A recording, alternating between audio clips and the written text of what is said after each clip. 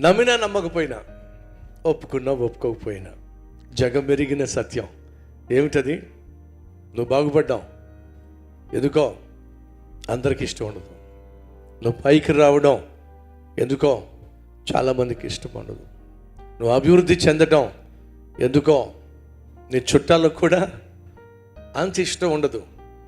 నీ జీవితంలో విజయం సాధించటం, నీతో పాటు చట్టాపట్టాలు వేసుకుని తిరిగేటటువంటి అనేక మంది స్నేహితులకు కూడా నీ జీవితంలో, నీ చదువులో, నీ ఉద్యోగంలో విజయం సాధించటం ఎందుకో చాలామందికి మింగుడు పడదు. అది వాస్తవం. కానీ మనకున్న గొప్ప తలాంతి ఏమిటంటే అలాంటి వాళ్ళని నమ్మేస్తాం. మన చుట్టూ ఉండి మన మంచి కోరుతున్నట్టు వారిగా ఉండి, మనకు మేలు చేసేవారట్టుగా ఉండి, చేసేవారుగా ఉన్నట్టుగా ఉండి, మన బాగును మన అభివృద్ధిని కళ్ళారా చూడాలి అన్నట్టుగా ఉండి, లోపల మాత్రం